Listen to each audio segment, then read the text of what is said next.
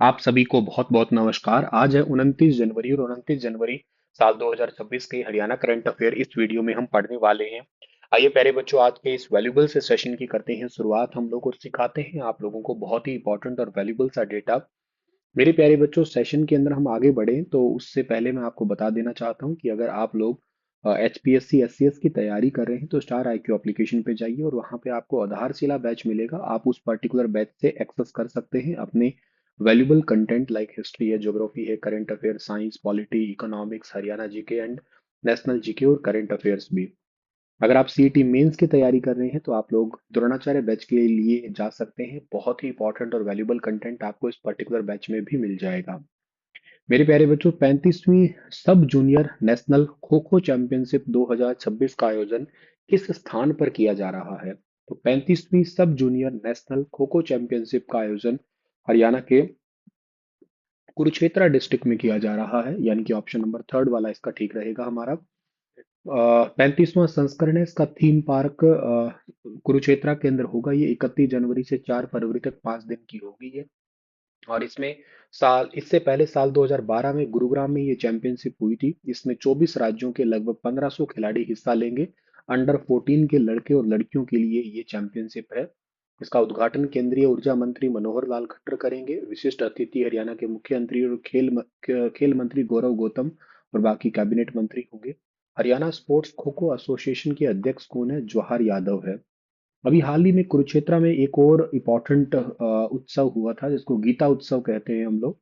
और गीता उत्सव कब से कब तक चला था? 15 नवंबर से स्टार्ट हुआ था। 15 नवंबर से 5 दिसंबर के बीच में हुआ था। ये 15 नवंबर से 5 दिसंबर 2025 को ये उत्सव हुआ था। और अंतर्राष्ट्रीय गीता उत्सव पे भारत के प्रधानमंत्री जी 25 नवंबर को वहां पहुंचे थे। 25 नवंबर 2025 को, जहाँ पे एक पांचजन्य संघ का जो है उद्घाटन किया था और के साथ साथ ज्योति सर अनुभव केंद्र का भी उद्घाटन हुआ था। इस बार कौन सा देश प्रतिभागी देश बना था? तो इस बार इंग्लैंड देश जो है ना, वो तो प्रतिभागी देश था।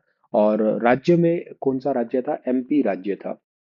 इस बार गीता जयंती कौन से नंबर की थी? तो 5163वीं गीता जयंती हमने सेलिब्रेट की थी साल 2025 में। वैसे अंतर्राष्ट्रीय स्तर पर इस बार प्रोग्राम कहाँ पे हुआ था? 2025 में अंतर्राष्ट्रीय स्तर पर बाली में प्रोग्राम हुआ था गीता उत्सव का। और उससे पिछली बार 2024 में कहाँ हुआ था? तो 2024 में हुआ था श्रीलंका के अंदर हुआ था। तो ये भी याद रखना आप लोग, ठीक है। चलिए आगे बढ़ते हैं। अगला सवाल हमारे पास में आता है। अच्छा, एक बात और है, इस खेल का लक्ष्य क्या है? ओलंपिक लक्ष्य है। खो खो को 2030 के ओलंपिक में शामिल करने का टारगेट है। 2030 के ओलंपिक के बाद में, मतलब 2030 का तो ओलंपिक होगा ही नहीं, 2028 में ओलंपिक होगा। उसके बाद में अगला ओलंपिक होगा 2032 का ओलंपिक होगा, ठीक है। और इसके बाद में ये बात याद रखना आप लोग, 2036 का ओलंपिक होगा, ठीक है। 2036 का जो ओलंपिक होगा ना आपका, इसका बाद में ऐसे लिखना चाहिए। और टारगेट रखा है अभी तक के लिए तो 2036 के ओलंपिक जो है उसमें भारत 2036 के ओलंपिक की भारत मेजबानी कर रहा है, क्योंकि 28 के ओलंपिक अब लॉस एंजलिस में होंगे, 32 के ब्रिस्बेन में होंगे। भारत जो है ना, वो दावेदारी कर रहा है कि उसको मिले, मेजबानी मिली नहीं है अभी तक के लिए भारत को। भारत का टारगेट है, जिसमें से हरियाणा का टारगेट है कि 2036 में वो 36 ओलंपिक में मेडल तो जीत ही ले, और तब तक एक्चुअली खो खो गेम को भी शामिल कर दिया जाए। 2030 के बाद के ओलंपिक में 2036 तक इसको ऐड कर दिया जाए, ऐसी उम्मीद है। और इसके अलावा ये है कि हरियाणा की जनसंख्या देश की आबादी का लगभग 2% के आसपास है। और लेकिन खेल पदक में इसका योगदान सबसे ज्यादा है, 2.09% के अराउंड ही है, लेकिन योगदान सबसे ज्यादा है। संत शिरोमणि गुरु रविदास जी की 649वीं जयंती के अवसर पर राज्य स्तरीय समारोह 31 जनवरी को कहाँ पे आयोजित किया जाएगा? ये उमरी कुरुक्षेत्र के अंदर आयोजित किया जाएगा, संत शिरोमणि गुरु रविदास जी की 649वीं जयंती के अवसर पर। समारोह का स्वरूप जो है ना, ये स्टेट लेवल का होगा। 31 जनवरी को होगा, उमरी कुरुक्षेत्र GT रोड के पास में। मुख्य अतिथि के रूप में नायब सिंह सैनी होंगे और ऊर्जा मंत्री मनोहर लाल जी। इसके अलावा कैबिनेट मंत्री जो है ना, कृष्ण लाल पंवार भी शामिल होंगे। और इसके लिए 124 करोड़ रुपए की लागत से संत शिरोमणि गुरु रविदास धाम और म्यूजियम बनाया जाएगा। इसके अलावा इस भवन के ऊपर गुरु रविदास जी की 38 मीटर ऊंची प्रतिमा भी लगाई जाएगी। और यह धाम 5 एकड़ जमीन पर विकसित किया जा रहा है। संत रविदास जी के जीवन उनकी शिक्षा और भक्ति आंदोलन के लिए प्रसार जो है ना वो करने के लिए। इसका टारगेट यही है कि भक्ति आंदोलन है या भक्तियों को, भक्ति के बारे में लोगों को जन जन तक पहुंचाने के लिए। हरियाणा सरकार के इंटीग्रेटेड, ये क्वेश्चन एक्सपेक्टेड है आने वाले पेपरों के लिए, प्लीज याद जरूर रखना इसे।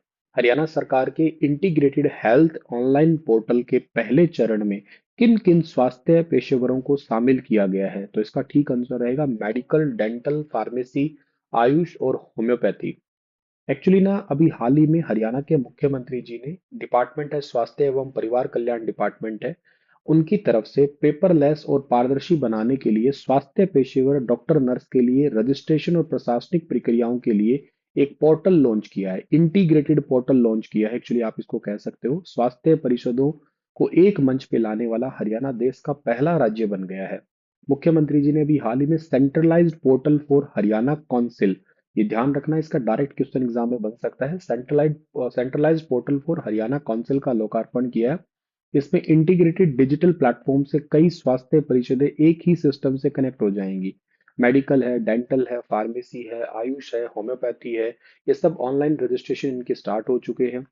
हरियाणा के 1.5 लाख स्वास्थ्य पेशेवरों को ना इसमें तेजी से और पारदर्शी सेवाएं मिलेगी। घर बैठे registration, renewal, certification, profile management, रोजगार की जानकारी, ये सब कुछ मिल पाएगा।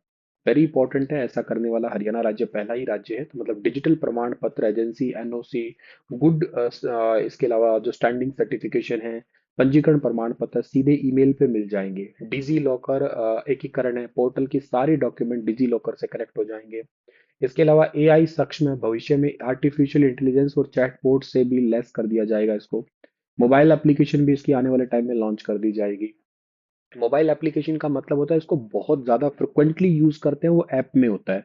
जैसे मैं आपको पढ़ा रहा हूँ तो मुझे आपको पढ़ाना होता है, तो इसके लिए मैंने क्या किया, एक mobile application star IQ mobile application launch कर दी। तो मुझे अपने जो क्लासेस लेनी होती है या आपको पीडीएफ देना होता है, तो उसके लिए मैंने एप्लीकेशन है।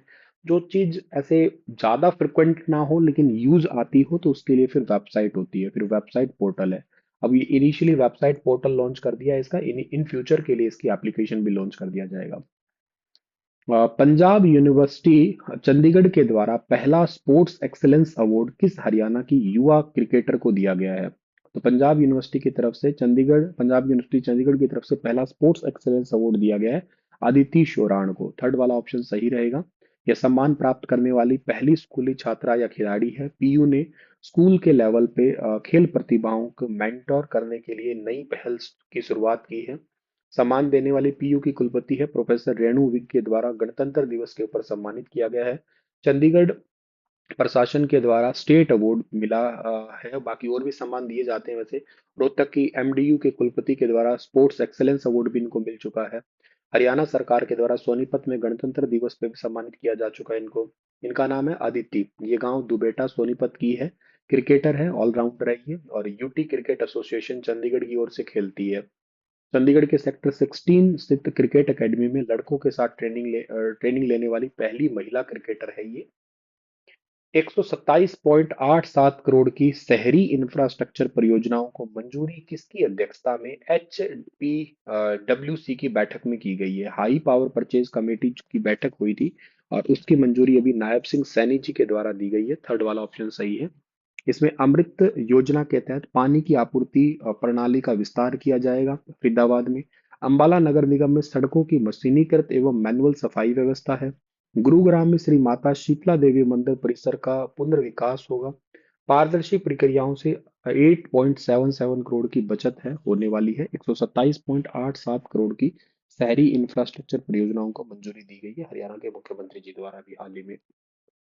इसी के साथ ये सेशन होता है समाप्त। आपके लिए सवाल रहेगा, हरियाणा संवाद पत्रिका किस विभाग से संबंधित है? बताना मुझे कमेंट में। कल फिर मिलता हूँ 30 जनवरी के करंट अफेयर लेके, तब तक के लिए अपना ख्याल रखना। सभी को राधे राधे। चैनल को सब्सक्राइब, वीडियो को लाइक जरूर कर देना। शुक्रिया।